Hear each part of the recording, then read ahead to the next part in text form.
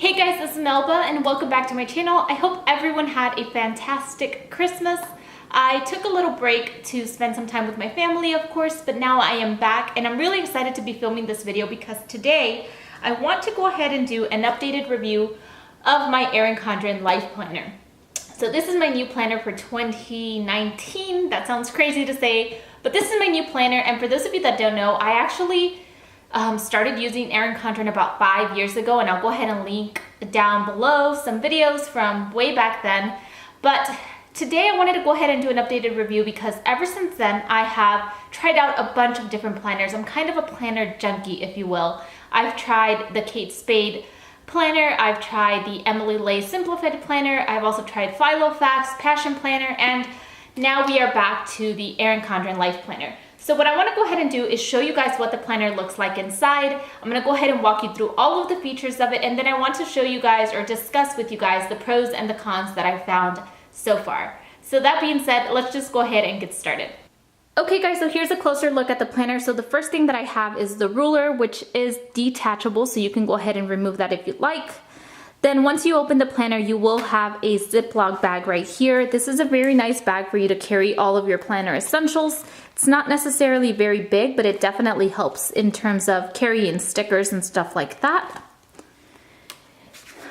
On the very first page, or second I shall say, you have a section for you to write down your name and contact information, and then you pretty much jump right into the planner. So first you have a quote, and then you have your year at a glance. Now I love the year at a glance because it really just helps you organize vacations or long-term things. So this is very nice and handy to have at the front of the planner. And then you have this section right here. Now honestly, I haven't decided how I'm going to be using this, but pretty much you have some blocks here that you can organize goals, or you can organize different projects that you're going to have throughout the month. And then you have your month of January. Now I'm not going to go through every single month, but I will go through one to give you guys an overview of what it looks like. So here is the month of January. You first have your month at a glance, and then you have in the bottom section, you get a look at February, and then you have your week at a glance. Now I went with this traditional layout. I did try their horizontal layout at one point, and I think I also tried their hourly layout, and I was not a fan of either of those. I think really it's all about finding what works for you, and I love the vertical. I like having the flexibility of putting things however I want in here, and typically what I would do before is I'd organize this by morning, day, and night.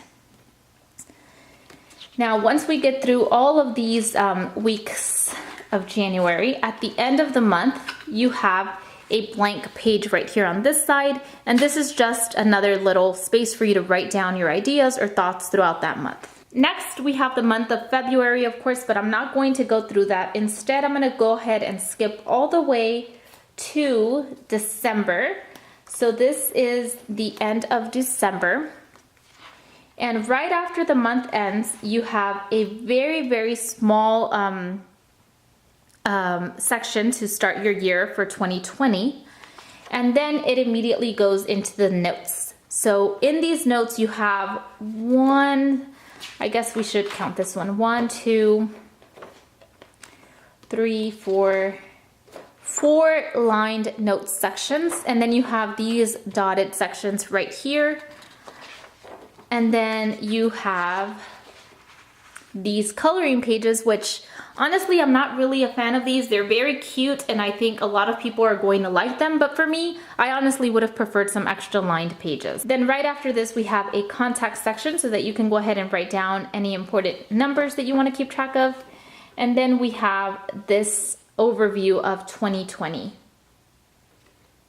Then right after this, you have your stickers. Now, these stickers have definitely changed over the years, and I have to say that all of these are very functional. So this kind of gives you guys an idea of what you can do with these. You have some goal stickers, you have some to-do list stickers, you have some habit trackers up here, and then you have some more fun stickers on this third page. And these fourth stickers are very, very nice because it allows you to customize them according to what you want to write down, whether it be bills or homeworks or anything like that. And then at the end of the planner, you have your folder. So this is a folder so that you can keep any papers or anything that you have. and then you get the perpetual calendar. Okay guys, so now that we've taken a look at what the planner looks like, I really want to talk about the pros and the cons that I've seen so far. So the first con that I want to talk about is the perpetual calendar. I honestly do not like this, and throughout the years I have never used the perpetual calendar. It's meant to be used as a way for you to write down all of the important dates and easily transfer this from planner to planner as the years go by. But again, I've just never used this, and I would much rather pay $5 less for the Erin Condren Life Planner than to have this included in the price. That's just me. If you guys use this, please let me know down below, or if you have any creative ideas on how I might be able to use this, please let me know as well, because as I said, otherwise this is probably just going to sit in my desk without getting much use. The second con for me is the contacts section. So back when I first started using Erin Condren, they did not have a section for contacts. And honestly, I didn't mind that. I don't know anybody that still keeps, I don't know, maybe my mom does it, but I really don't know anybody that keeps contacts in pen and paper. I know most people rely on their phones to do that. Unless you're in a business meeting where you might not be able to take out your phone, I don't see where this might come in handy a lot. I personally would rather have lined paper instead of this. Again, the design aspect and everything, it looks really nice, and it may be handy to have, you know, important numbers in here separate from your phone. But for me personally, I don't see myself using this either. Now, speaking of notes, that brings me to the third con. The third con for me is that there is not enough lined paper in the notes section. They actually included some coloring pages in here, which we just saw a moment ago. And for me, honestly, I don't see myself using these, and they're really cute, they're really nice, but overall, I gravitate towards my planner to keep me organized, and I use it to keep all of my day-to-day activities and my goals and all of that written down for me and lined up. And a coloring page is just not going to get me there. Again, it's really cute, and I think a lot of people will actually really like this. But for me, I would have preferred to have more note sections so that I can organize my thoughts, because it's crazy how many things are running through my mind all the time, and I just need a place where I can put all of that down. Okay, so the fourth con that I have is something that I think a lot of you guys will not agree with, but that is the coil size. Over the years, the Erin Condren Life Planner has seen an increase in the size of the coil, and overall, I liked the old coil better because it was just a little bit smaller, but it was easier for you to carry the planner in your bags than it is now. Again, it hasn't increased much in size, but overall, I feel like having a bigger coil just means that it's not as easy for you to fit in all of your handbags. Okay guys, so now moving on to the pros of the planner. So the first pro that I have for you guys is the quality. This planner retails for about $60 to $70 depending on the customization options that you select, and I definitely think that it's worth it. You have to remember that you're going to be using this planner for an entire year, and overall I don't think $70 is completely outrageous for something that you're going to be using consistently. Now that said, if you're not using it consistently, then definitely start off small. You may want to try a planner from Target or something like that, because you want to make sure that if you're spending $70 for something, it's something that you're going to be committed to using. Now that being said, $70, you definitely get your money's worth. The planner is very sturdy. It will last you that long. The coil is very nicely built. The paper inside is nice and thick, so no matter how many times you're flipping through the pages, you don't have to worry about it falling apart on you. Now the second pro that I have is the customization options. So I really like that these planners that the covers are removable, so that you can go ahead and change the cover according to your mood, according to the season, or however you're feeling that day. So it really just adds a nice little touch to your planner. In addition to that, you can also customize everything on the inside in terms of the layout, the color scheme. If you want it vertical, you want it horizontal. Do you want the colored version, or do you want the black and white version? I also like that you can customize the coil. So as you can see in mine, I went ahead and I got the rose gold coil for I think $10 extra, and I just feel like it dresses up the entire planner. It makes it look nicer, and it makes it look more like me. The third pro for me is the design of the planner. I've had planners before that are really nice in theory, but overall they don't have anything that really entices me to use them. I'm not compelled to open my planner and to write in it and to organize myself. And if you think about it, if you have a planner, and it's not really something that you're using, there's really no point in you having it at all. And what I really like about the Erin Condren Life Planner is that it really draws you in. It entices you to use it.